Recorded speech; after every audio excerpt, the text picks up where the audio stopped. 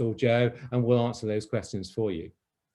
We're going to leave about 20 minutes at the end for open questions anyway. So if you have anything, whack it in the chat box, and we will try and answer all of your questions by the end of the session. So let's kick off.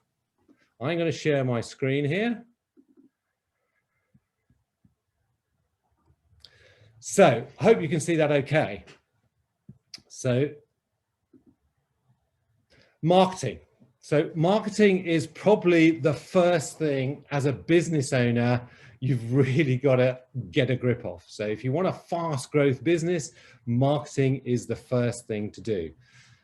But first of all, let's just define what marketing is. So our definition of marketing is this, it's the ability to attract a constant stream of quality leads into your business. So some people get confused with marketing and sales, because sales is about converting leads into paying customers. We're not going to be covering that today. But the two key words are constant stream and quality. Because as a business owner, if you've got a constant stream of leads coming in your business, your confidence is super high and you can grow. And if the quality of those leads is great, you're going to be super profitable. So that's what's our definition of marketing. However, when I speak to a lot of business owners, they get a bit of a blockage about marketing, because to them, and most of us, marketing is complicated. It is expensive and it is time consuming. So first of all, let's make the case for becoming a master at marketing. So marketing gives you two things which are super valuable. First of all, it gives you control of your business. Because if you think about it, if you just let your business grow organically, you get all types of customers, and then you get more referrals, and they represent the same customer base as you attracted in the first place.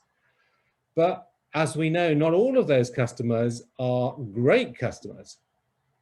You have all of these types of customers. You have A customers, which are amazing. They're highly profitable. They grow fast. They refer you to others. They're easy to work with. We love A customers.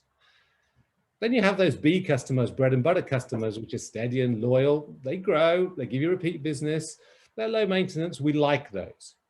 We love the A ones. We like the B ones. We don't like the C ones so much because they're high maintenance, they're challenging, and they're pretty low margin. And they're called change because we either have to make them B or A customers or dump them, which is our lowest rung of customers. They don't value you. They're very high maintenance, they pay late, and they've got no growth potential. Now, if you think about it, what marketing allows you to do is just go and fish for A customers. And just imagine what it would be like if all of your business only had A customers. Wouldn't that be amazing?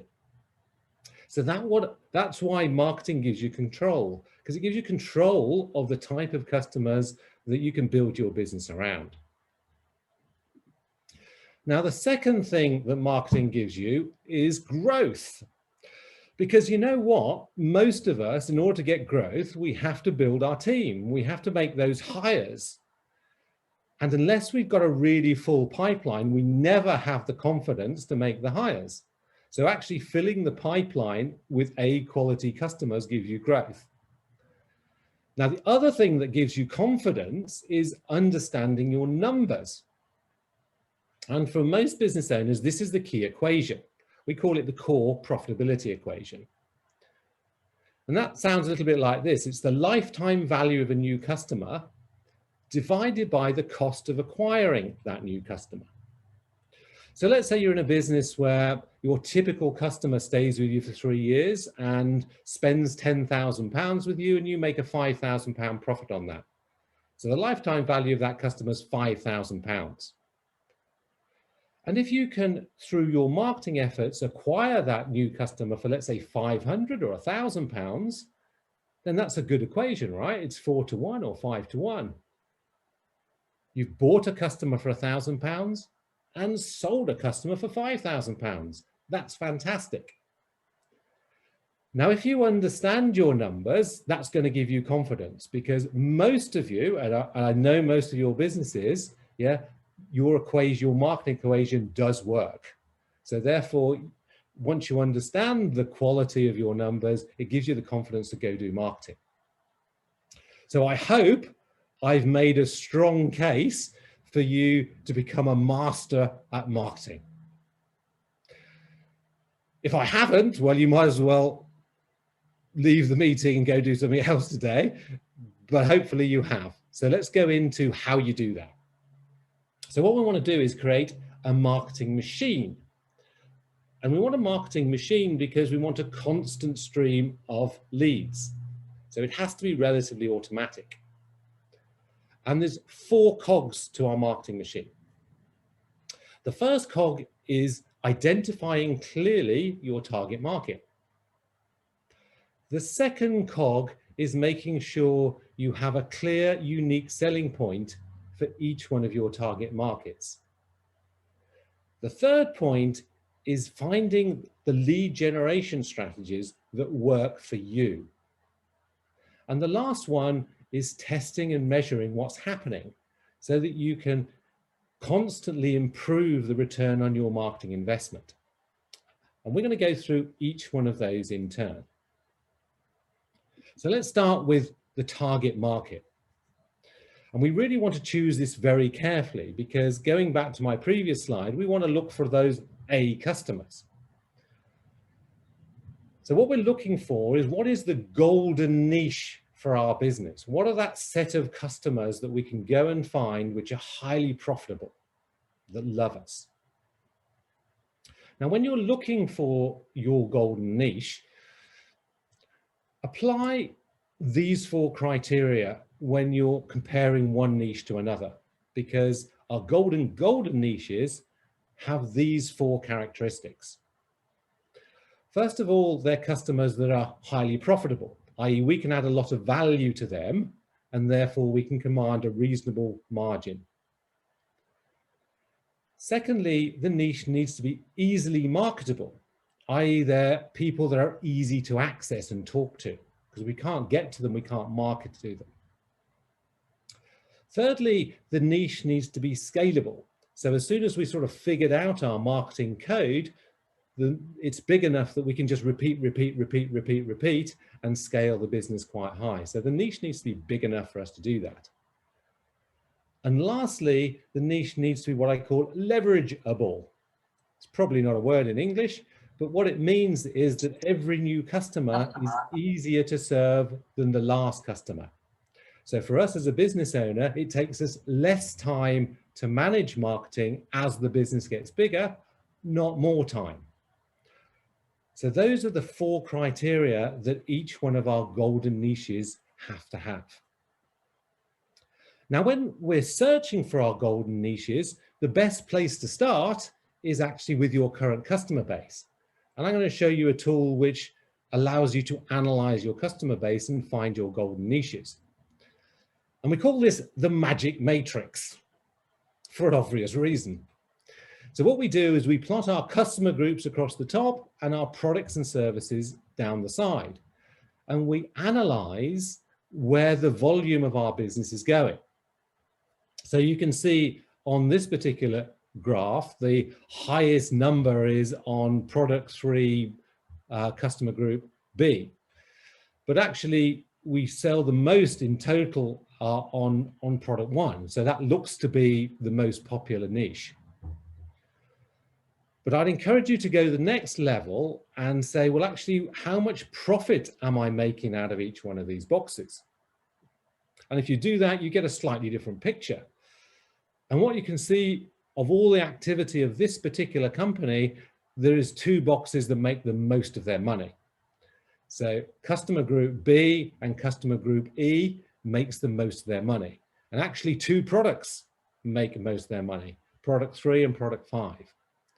So that's starting to tell you, okay, that's where my golden niche is, and that's my A customers, and that's where I need to start focusing my marketing spend, because I'm going to get a great return and I can build a profitable business out of those groups.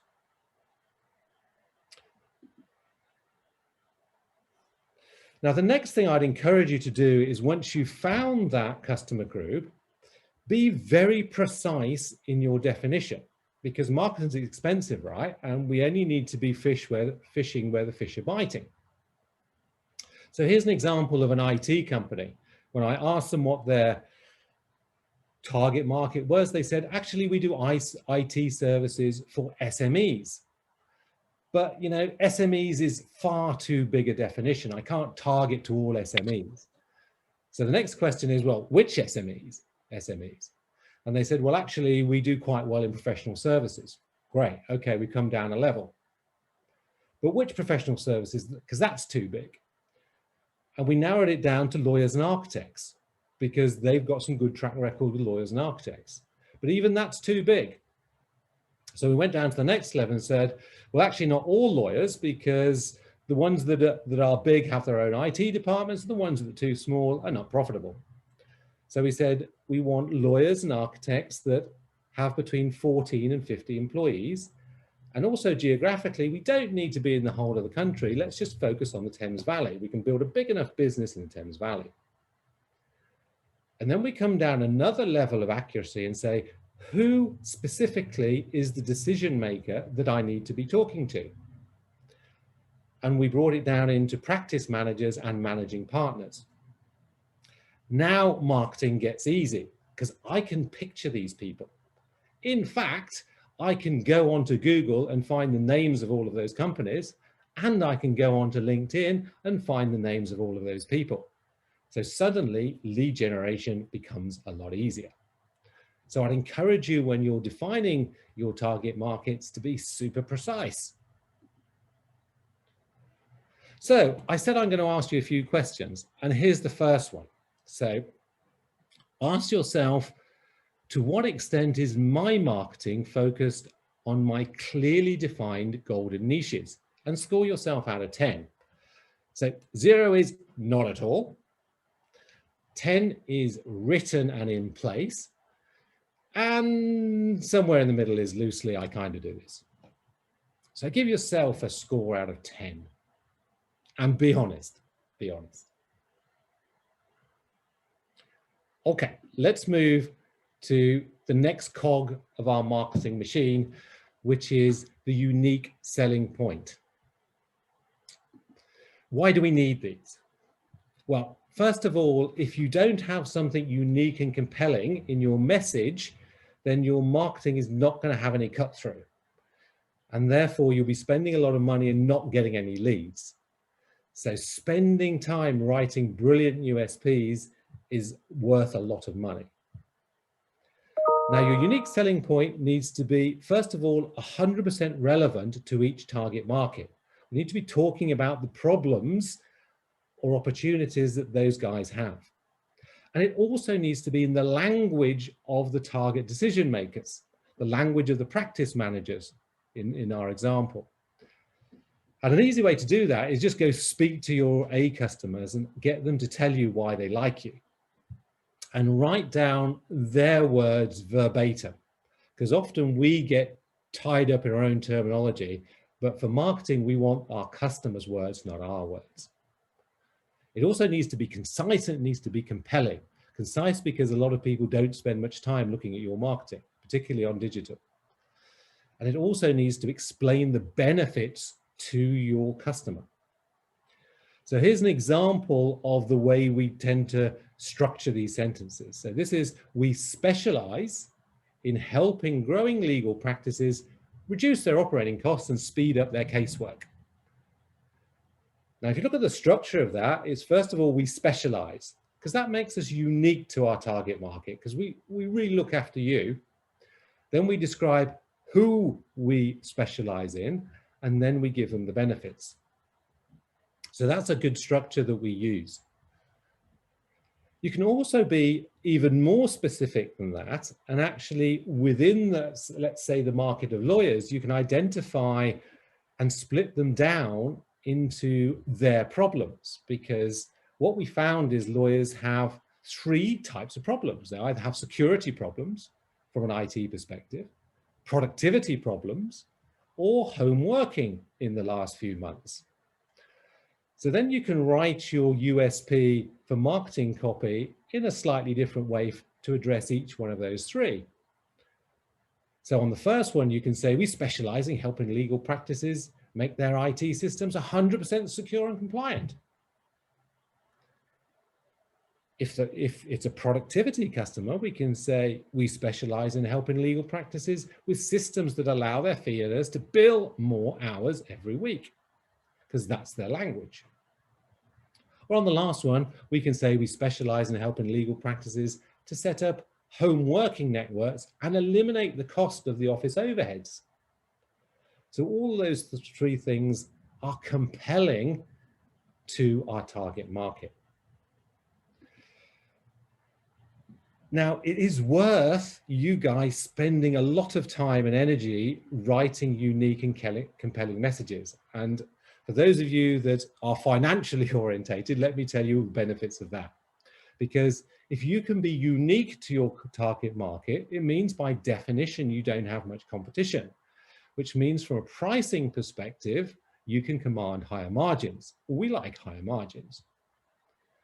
Also, if your client or customer believes that you are unique, they're going to stay with you for a longer period of time because they're not going to look elsewhere. So you get higher retention rates. And in terms of being compelling, the more compelling your USP, the higher your conversion rates are. So therefore, your cost per new customer will go down. So the cost of lead generation will be less if we write unique and compelling USPs. So I hope I've made the case for really sitting down and doing that. So time for your second question. So I'd like you to ask yourself, to what extent do I have a compelling USP message for each one of my golden niches? So again, same format, 10 written in place, I'm there, 0, not at all, somewhere in the middle, a little bit loose.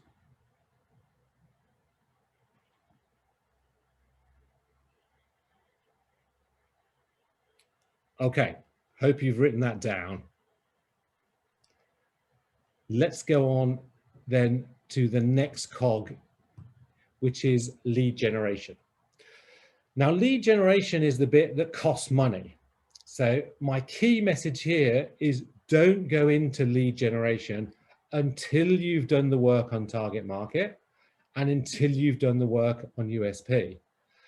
Because if you do, you're going to spend a lot of money and get very frustrated. And I see this all the time, that business owners go straight into lead generation, get disillusioned and say, marketing doesn't work. And then they're in a bad place. And of course, marketing works. So please do target market first and USP before you go into lead generation. So let's talk about lead generation. Well, the first point is that you're going to need more than one lead generation strategies. Now, the reason being is that we want consistency. And any one strategy will not be consistent in its own right. It'll always bounce up and down.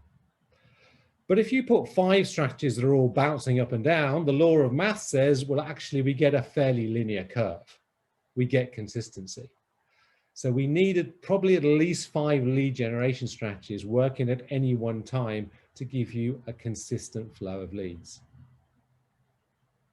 So your next question, okay, well, which of the 5 that I should use? Well, there is lots to choose from. And what I'm just going to do here relatively quickly is go through a few of the most popular ones and where they've been used.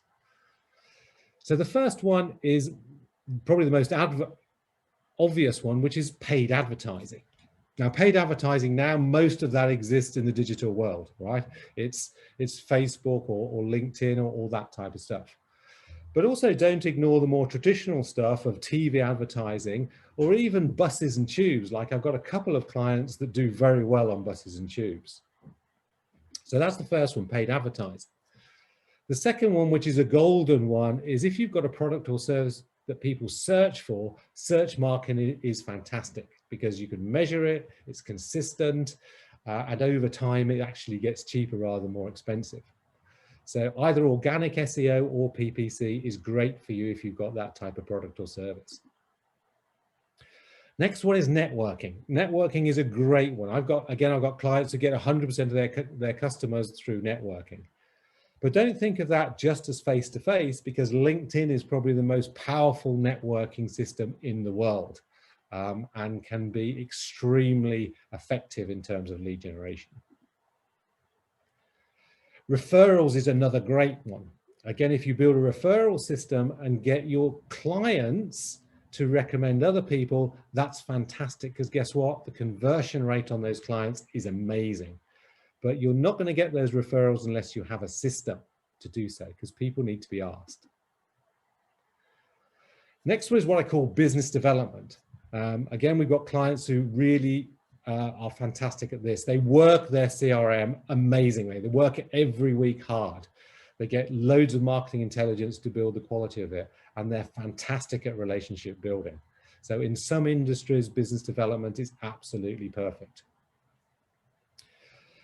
I've also got some clients who've got subscription businesses that do direct face-to-face marketing in shopping centers and public events, selling dog food or wine or stuff like this, but that can be very effective too. Strategic partners is another great one.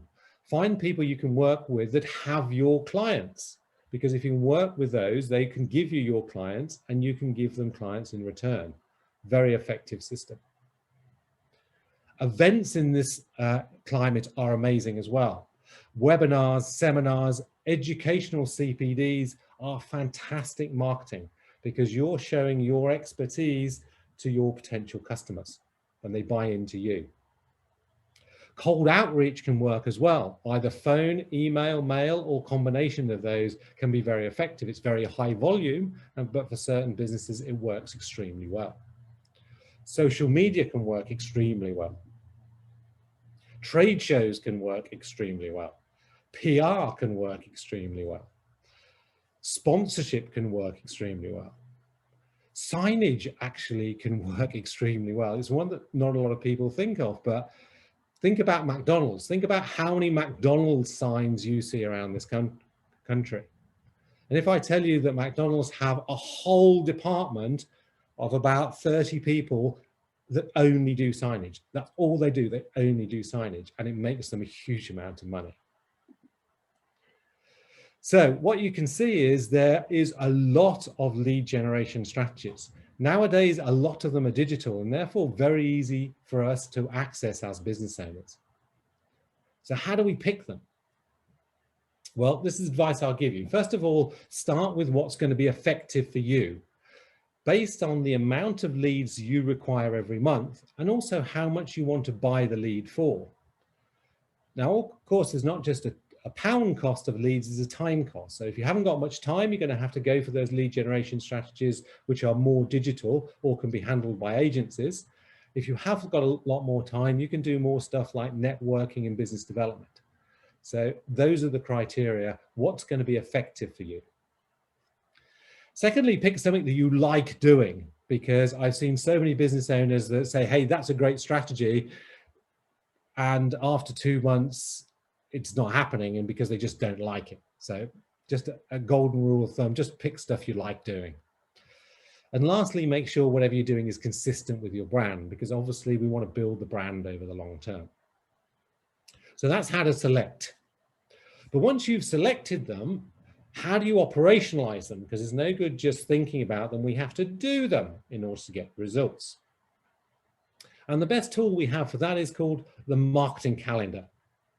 So this is quite simply, and we tend to do it either quarterly or 6 monthly, it's the plan of exactly what you're going to do, how much you're going to spend every month, and what you expect out of it from a target perspective. Because if it's planned, you're going to do it. So this is an example of a wealth management company. So they have 5 lead generation strategies. The first is events. The second is mail. The third is SEO. The fourth is guests events, which is their referral system. They entertain a lot of their guests and get their guests to bring friends. And the last is networking. So you can see here in March, we've got a tax webinar planned. We've got an IS newsletter based on ISAs. We've got £600 worth of SEO, and we're doing a guest event at Le Manoir, and we're spending £600 on networking. So we've budgeted just less than £5,000, and our lead target is 12.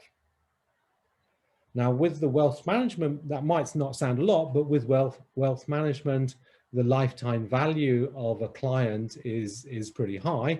So actually, those numbers really make sense, because if they can convert, let's say, 4 of those 12, then their return on investment on their golden profitability equation is really very good. Same for April, slightly different setup. Same for May. Really easy to manage once we've got a plan. So that's how to pick your lead generation strategies and how to operationalize them, bring them to life, manage them, execute them. So this is pretty predictable. This is question 3. And my question to you is, to what extent do I have a clear lead generation plan and a written marketing calendar in place? 0 if I don't have one at all. 10 if I've got it written up on the wall and I'm executing it, and the number somewhere in between if it's loose. So write down your score for question 3.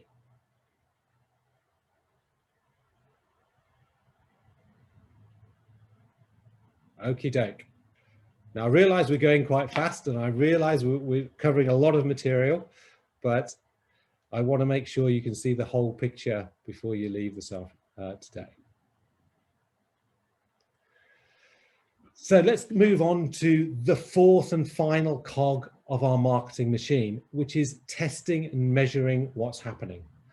Now, this is absolutely crucial, because you're going to be spending quite a lot of time and money on marketing, and you need to know that it's working. And we also need to know how to make it better month on month.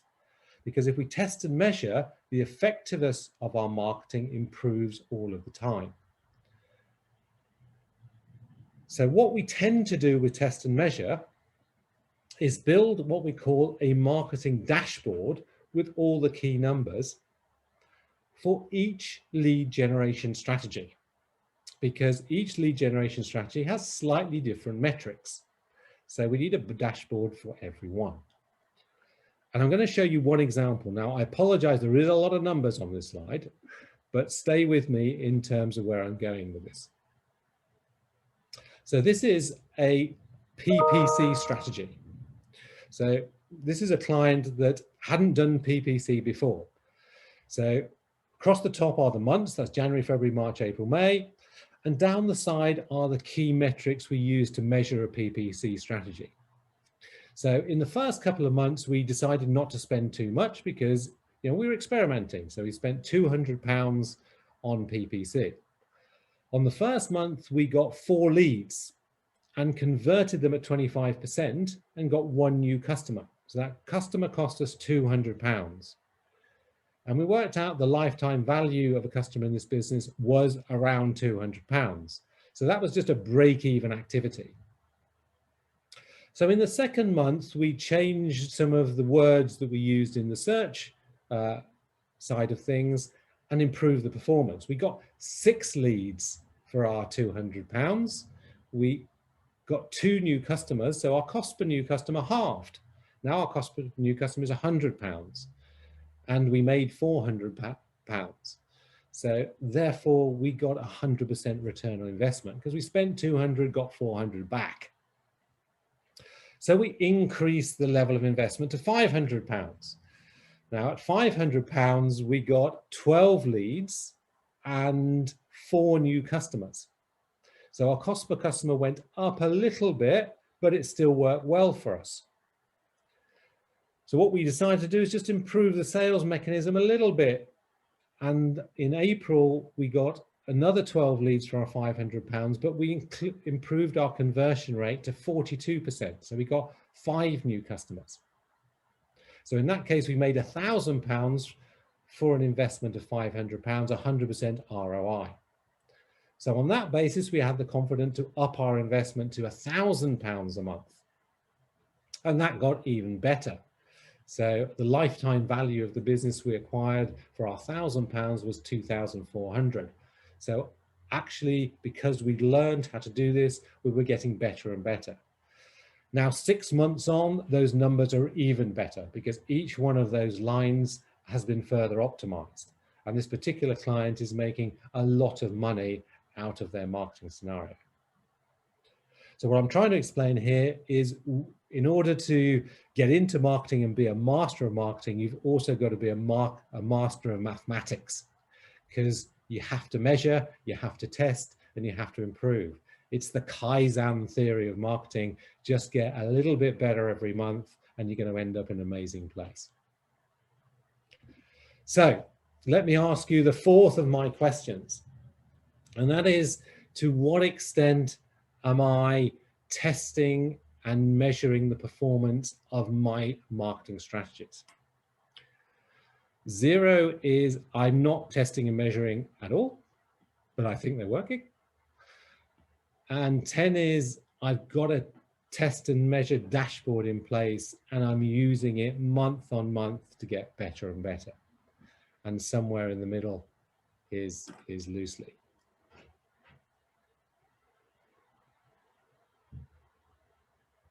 Okay, I hope you've written the answer to that down.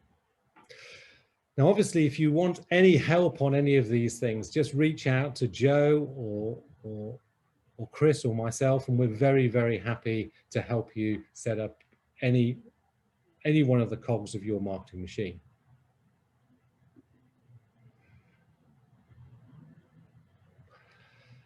So that's marketing. So what we said is marketing is really important from a control perspective. It puts you in control of your business. It also is the key thing that drives the growth, because I guarantee you as a business owner, when your pipeline is full, you walk differently, you talk differently, you have confidence in the marketplace. And that makes so much difference to you as an individual and as a business. And it absolutely is possible to get a consistent stream of quality leads in your business if you follow this formula. So what we're going to do now is open it up to questions. I hope you've got some. So I'm going to stop sharing my screen now and hand you over to Joe and Chris to take some questions.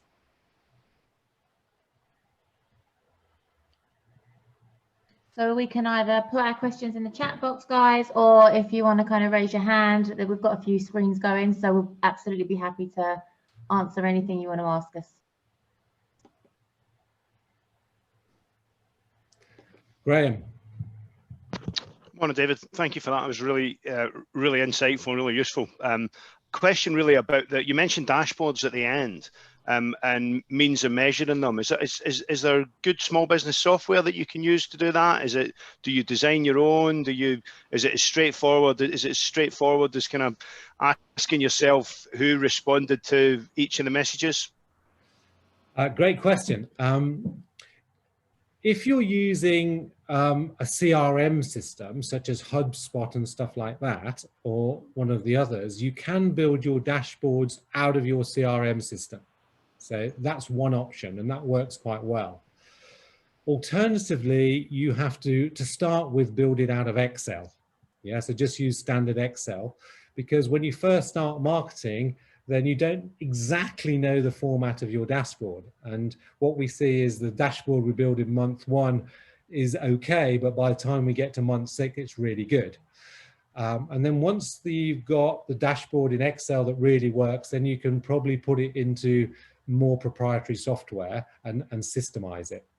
So either use your CRM or use Excel to start with to build your dashboards. Thank you. David, we've got a question in the chat box.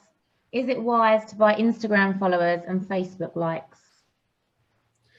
Sorry, I missed that, Joe. Say it again. Is it wise to buy Instagram followers and Facebook likes? Is it wise to have them? Buy them. Oh, to buy them?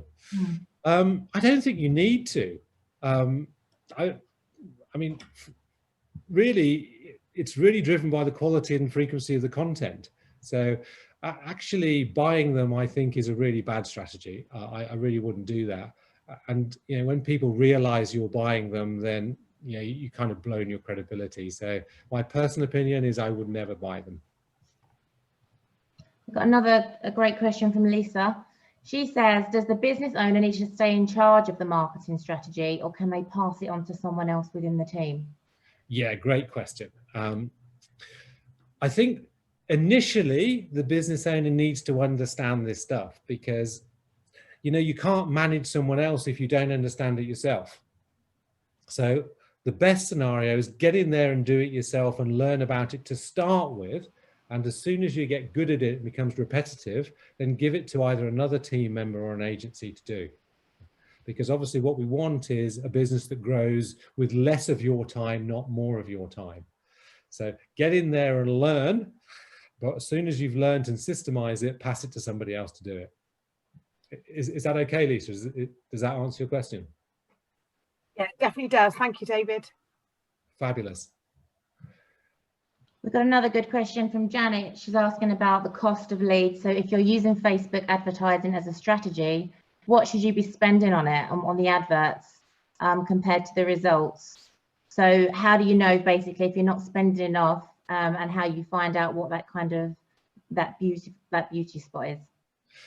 Yeah, that's another great question. So it depends what business you're in. So for instance, if let's say you're in financial services and you're looking for mortgage leads, then the market price of mortgage leads on Facebook advertising, and I'm stealing this from Henry McIntosh, by the way, is between sort of 20 and 30 pounds a lead.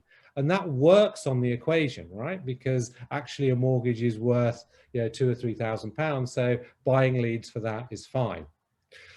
Now, if you can get consistency on buying leads, let's say you're spending £1,000 on leads and buying them at £30, and that works for you, then the best thing to do is go up a level of expenditure and see if that still works. So if you can buy, let's say 500 leads for £1,000, can you buy 1,000 leads for £2,000? That's what you need to know. So what you do is just incrementally up your advertising spend and see what the numbers say. So that's the test and measure system. So you will know if it's right to increase your spend because you can see the numbers.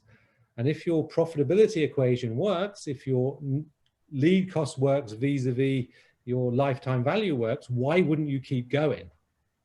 The only thing that's going to slow you down is just availability of cash. But some of these businesses that grow really fast, they've worked out their profitability equation, and all the cash they get in from their business, they put it back into marketing and they grow exponentially because that works. Does that make sense? Yeah, thank you, David. Cool. So Hilary is following on from Lisa's question, saying as a member, well, it's a statement really, as a member of the team taking this on, I find I need more time with a business owner, which is absolutely true, because it's the business owner that's going to have to understand the strategy to help you understand it, to take it and push it forward. And then Tom has a great question. David, you talked about referrals, but made the point that systems are critical to make them work. Can you give some examples of good referral systems?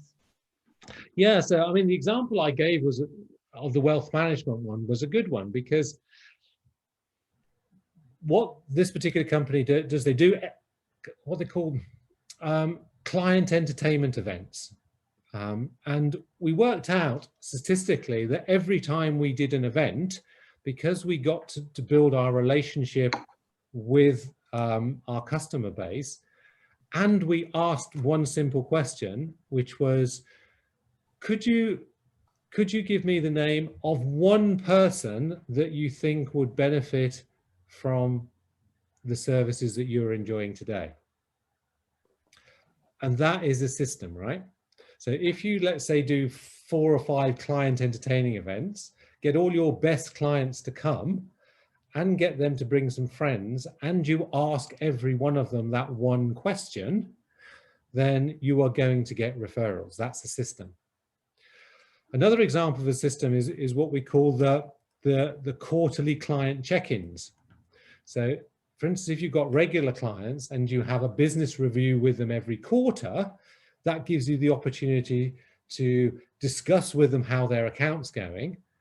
It often gives you the opportunity to say, hey, look, how well are we doing? Because often they don't look at their numbers unless you tell them how well you're doing. And then, of course, it gives you the opportunity to ask the golden question again. You're clearly enjoying what we're doing. Do you have one person that you could recommend to that would also enjoy this level of service? The one thing's quite important, because if you ask the general question, please give me referrals, people say, well, I don't really know, and it's just a bit confusing. But if you ask everybody just for one name, everyone can think of one name. So those are two systems, which is the quarterly business review and the client entertaining stuff. And, you know, there's loads of other referral systems as well. There's a few really good books, if you're interested, Tom, on building referral systems, and I can give you the names of those books, and there's tons of great ideas in there. And just on that quarterly review system, it's a great one because it's a great opportunity to upsell or bring in new products or new services that are there. And it's a really easy way to do that with existing customers. Okay, Peter is asking, what sort of percentage of turnover do you think you should spend on marketing? Aha, I hope somebody would ask that question. Because actually, if you go back to our golden equation that says, look, if I can buy customers for £10 and sell them for £50, then, you know, you just keep spending, wouldn't you? You just keep doing it because it works. So actually the percentage of turnover, which was the kind of traditional metric of marketing, is totally irrelevant. Totally irrelevant. So the mindset I'd like you to think about adopting is just almost scrap the word marketing and replace it with buying customers. So just think about, okay, how many customers do I want to buy this month? And how much am I prepared to spend on buying them? And how much am I going to make out of them? Because those simple questions give you most of the answers to what you should be doing in marketing. So, you know, if you want to buy 2 new customers a month and your customers are worth £10,000 and you think you can buy them for £1,000 each, then your marketing budget is £2,000. Like, it's pretty simple if you have that mentality. Does that make sense, Pete? You're on mute, but that looks like a smile. Yeah, absolutely, David. Thank you. Brilliant. Do we have any more questions on there, Joe? Oh, we just got another one come in. Should you give monetary reward for referrers? So an introducer fee. Great question. You can, there's 2 ways of doing it. Is to give a monetary incentive or give what I call a monetary thank you. So, and I prefer the second. So I do ask my loyal customers for referrals, and I do encourage all of our clients to ask their loyal customers for referrals. But when you get one, then send that customer something really nice to say thank you. Because just think about the emotion that delivers. Like, somebody that I value has asked me a referral, I gave them a referral, and they've sent me something that is personal to me that I really like. So what do you think is going to happen next? What do you think is going to happen next in the next year? Rachel, I saw your lips moving. Answer the question. What's going to happen You'll next? refer again. Exactly right. Exactly right. And for me, that's what business is about, is actually creating those relationships which just keep giving.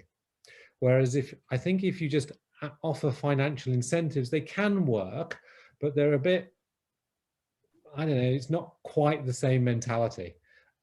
So either can work, but I prefer the latter.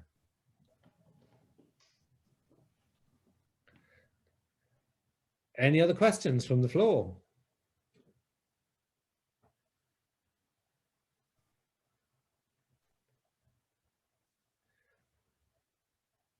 Feel free to unmute yourselves if you can and ask.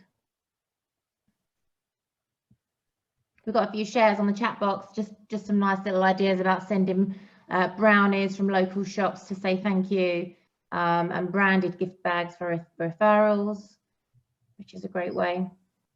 David, just something from a perspective of relatively new Instagram accounts and Facebook accounts, just when you're looking at a strategy to sort of bring new people into your practice, is there a sort of definitive sort of marketing aspect that we should be looking at to increase our followers or our ability to get noticed, I suppose, within a quite busy sort of environment, with it being digitally now the forum for everything? Is there any sort of standout techniques that you kind of feel would benefit practices?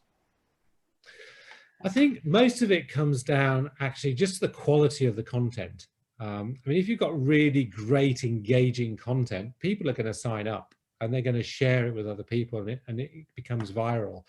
And also other people connect with you and follow you. And if those are credible people, then it just goes up and up. So yes, there are ways and algorithms you can use. So various agencies have got algorithms you can use to increase that. But actually it comes down to quality of content. So just think about how good your content is, how engaging it is, how visually attractive it is. Then that's really the best long term, because then of course you don't have to pay for it to happen. It just happens by itself. And people are genuinely interested in you, what you're doing, what you're achieving, you know, what's happening in your life. Sometimes they're genuinely interested in that stuff. That's the engine of social media. So if anything, if you wanted some help, just get some help writing content, because the better the content, the better it's going to go. We've got actually Peter McConnell's here today. He's a great content writer. So if you need anybody to write any content, Peter's up there. And I think Henry McIntosh is on the call as well. He's an expert at these things as well. So either Peter or Henry McIntosh can help you. So connect with those guys. I think, sorry, David, just to carry on from that as an answer, I think something that lots of people don't do that also works really well, similar to the referral scheme, is to actually ask, like having a call to action at the end of your content saying, please make sure to share this with people who you think will like it, because people are fairly fickle online and don't tend to do that if you don't tell them to. So actually adding like simple call to actions like make sure to follow us, make sure to share this, make sure to comment, is a great way of actually getting people to do that. And obviously the engagement then boosts the shareability as well. Cool. The other thing we haven't spoken about, but I think is a good thing to do, are having case studies as well. That's a great idea, Janet. Really good idea, because it just brings your business to life, doesn't it, with real customers. I mean, frankly, my theory may be wrong, but yeah, social media is about storytelling. Yeah, people love stories, and if you can tell great stories, then people engage with you. Now those stories can be visual, or they can be written, or they can be video, but yeah, the better your ability to tell stories, the more followings you're going to get on all the social media platforms. We've got a question coming, David. It's kind of saying, is it better to spend on brand or marketing? So I missed that, Joe. Can you say that again? Yeah, it's just working out from a budget point of view. Are you better off to spend on your brand, building your brand, or are you better off to put into the marketing machine? It's a great question. You actually, the answer is probably both, because obviously, particularly with digital media, the first level is awareness and knowing you. Yeah. So obviously, brand awareness is the first part of being in the consideration set. So then, of course, if you've got brand awareness, then your lead generation strategies will work. You know, your lead generation strategies probably won't work if you have zero brand awareness. So you've kind of got to do both. You've got to do that stuff that builds familiarity, awareness, trust, and then when you put lead generation strategies out, they work. But you know, going out there cold with no awareness, it's almost impossible to get good numbers out of your lead gen strategies. So actually, sadly, it's you have to spend money on both. The great thing about Sorry, David, I was going to say the thing that underpins the brand is that USP that David mentioned earlier, because we have a lot of clients that come to us and most of it is good, but it doesn't kick off on a marketing point of view because they haven't clearly defined their positioning and their USP. And that is critical to then kicking the next pieces off. So you really got to clearly define what your USP is and your positioning in the market.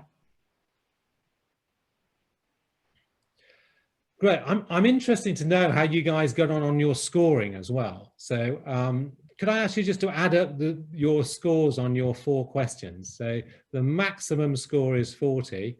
I guess the minimum score is 0. But so I'm just interested to see where we are as a group. So Simona says she has 6. She scored 6. Will scored 16. We won't do massive, but let's just say, look, yeah, put it on the put it on the chat box. Fantastic, yeah. If you're happy to put it on the chat box, fantastic. Whack it on the chat box. 12, Sam 14, Chris got 15, Stephanie 20, Ben 27. Well done, Ben. Great. Ollie's 11. Brilliant. Hey, thank you for sharing. You know what? Isn't that amazing? Because if you think of wherever you are today, just imagine what your business would look like if you added 10 points to where you are today. Yeah, because most of us are just scratching the surface of attracting constantly great leads into our business. Now, I know a lot of you have been working on this over the last year, but still we've got opportunities in every one of those 4 buckets. So that's super exciting because you all came on the call today because you want to grow the business. And I think all of us have got great opportunities. Again, I just want to reiterate the point is do it in order though, do it in order, yeah? Really make sure you grab hold of your target market stuff first, then write the USPs before you spend loads of money on lead gen.